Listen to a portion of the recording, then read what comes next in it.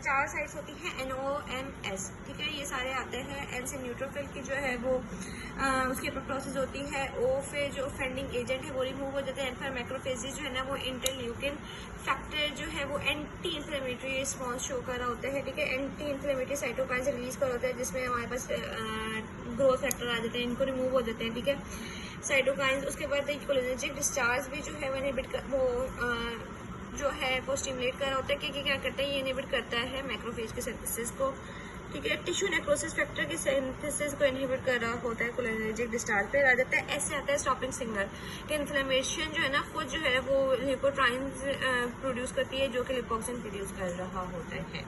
फिर अब हम लोग आते हैं इसके साइड बॉक्स पर।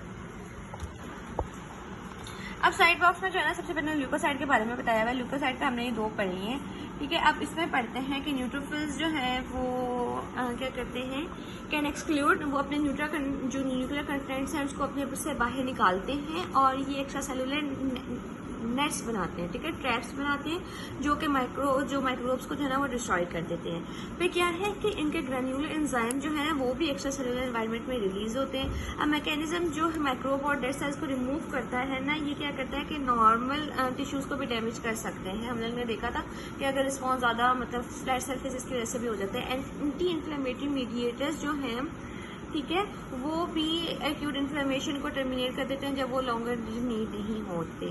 अब हम लोग बात करते हैं mediators of inflammation. Mediators of inflammation में सबसे पहले प्रिंसिपल मीडिएटर्स ऑफ इन्फ्लेमेशन में पहले इसके टेबल की बात कर लेते हैं। सबसे पहले उन्हें मीडिएटर्स ऑफ इन्फ्लेमेशन की डेफिनेशन क्या बताई हुई है कि the mediators of the inflammation are the substances जो कि इनिशिएट करते हैं और रेगुलेट करते हैं। जो इन्फ्लेमेटरी रिएक्शंस हो रहे हैं ना, ठीक है, उनको एक तो स्टार्ट में लेके आते हैं, उनको रेगुलेट कर रहे होते हैं। अब जो मोस्ट इम्पॉर्टेंट जो एक्यूट इन्फ्लेमेशन के मीडिएटर्स है ना वो है वेजोएक्टिव अमाइंस, लिपिड प्रोडक्ट्स, जिसमें प्रोस्टाग्लैंडिन्स, ल्यूकोट्राइन्स आ जाता है, साइटोकाइंस आ जाते हैं, जिसमें साइटोकाइंस में ही उसकी क्लासिफिकेशन कीमोकाइंस है और कंप्लीमेंट एक्टिवेशन आ जाती है, ठीक है। अब प्रिंसिपल मीडिएटर्स ऑफ इन्फ्लेमेशन में सबसे पहले ने हिस्टामिन के बारे में बताया हुआ है। हिस्टामिन क्या है कि मास्ट सेल्स, बेसल सेल्स और प्लेटलेट्स, ठीक है, और सीरोटीन भी इसी के साथ है, ठीक है। मास्ट सेल्स, बेसोफिल्स और प्लेटलेट से रिलीज होते हैं, क्या करते हैं, हिस्टामिन वेजोडाइलेशन करवाता है, परमेबिलिटी को भी इंक्रीज करता है और एंडोथेलियल की जो है एक्टिवेशन करवाता है। हमने देखा था एंडोथेलियल की एक्टिवेशन होती है जिसकी वजह से वो इंटीग्रेन वाला सारा सिस्टम होता है, इंटीग्रेन आई गेस। हिस्टामिन जो है वेजोडाइलेशन, इंक्रीज वेस्कुलर परमेबिलिटी और एंडोथेलियल, इसमें मास्ट सेल्स, बेसोफिल्स और प्लेटलेट्स आ जाते हैं। फिर प्रोस्टाग्लैंडिन्स आ जाते हैं। प्रोस्टाग्लैंडिन्स जो है वो कहाँ से प्रोड्यूस हो रहे हैं, वो मास्ट सेल से प्रोड्यूस होते हैं, ठीक है, और ल्यूकोसाइट से प्रोड्यूस होते हैं। मास्ट सेल से और ल्यूकोसाइट से प्रोड्यूस होते हैं। ये क्या करते हैं, ये भी वेजोडाइलेशन करवाते हैं। साथ साथ प्रोस्टाग्लैंडिन्स का याद रखना, ये पेन कॉज करवा रहे होते हैं, फीवर, पेन, और प्रोस्टाग्लैंडिन्स की सेक्रेशन को इनहिबिट कर रहे होते हैं एनसेड्स, ठीक है, पेन और फीवर। फिर आप आते हैं ल्यूकोट्राइन्स। ल्यूकोट्राइन्स हमने देखा था कि वो इन्फ्लेमेशन की एंटी इन्फ्लेमेटरी है, मतलब एक उसको एक तो बंद कर रहा था, हमने ये देखा था ना कि ल्यूकोट्राइन्स जो है प्रो इन्फ्लेमेटरी ल्यूकोट्राइन्स, और वो जो लिपोक्सिन में कन्वर्ट होते हैं, ये वो लिपोक्सिन जो है वो एक्चुअली इनहिबिट कर रहा होता है।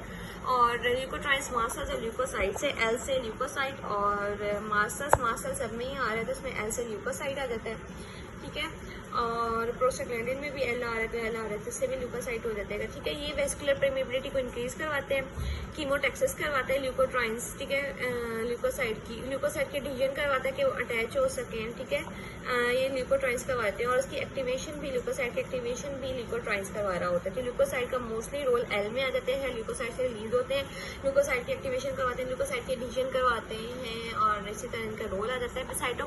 साइटोकाइंस में टिश्यू नेक्रोसिस फैक्टर आ जाते हैं और इंटरल्यूकिन 1 और 6 आ जाते हैं, टिश्यू नेक्रोसिस फैक्टर। इसके अब सबके जीनों के बारे में हम लोग पढ़ेंगे कि क्या क्या एंडोथेलियल वॉल के साथ ये काम करवा रहा होता है। तो साइटोकाइन, ये मैक्रोफेजेस, ठीक है, साइटोकाइन मैक्रोफेज से, एंडोथेलियल सेल से, ये याद रखना, जो टिश्यू नेक्रोसिस फैक्टर है सारे ये एंडोथेलियल सेल से रिलीज होते हैं और मास्ट सेल से, ठीक है। साइटोकाइन MM2 आ जाते हैं और E आ जाता है, MM आ जाता है, ठीक है। अब ये क्या करवाता है कि ये एंडोथेलियल, साइटोकाइन हमने पहले भी देखा, एंडोथेलियल की एक्टिवेशन करवा रहा होता है। एडियन मॉलिक्यूल्स की एक्सप्रेशन, जो एडियन मॉलिक्यूल्स है उनकी एक्सप्रेशन को करवा रहा होता है वो साइटोकाइन से, बहुत इंपॉर्टेंट है, ठीक है, एक्सप्रेशन ऑफ एडियन मॉलिक्यूल्स।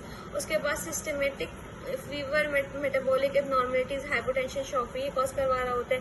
अब कीमोकाइंस का हमने देखा था, वो कीमोटैक्सिस करवा रहा होता है। कीमोटैक्सिस है। कीमोकाइंस ये कहाँ से होते हैं? ल्यूकोसाइट, ठीक है। एक्टिवेटेड मैक्रोफेजेस रिलीज कर रहे होते हैं, ये याद रखते हैं। एक्टिवेटेड मैक्रोफेजेस कीमोकाइंस रिलीज कर रहे होते हैं और वो ल्यूकोसाइट की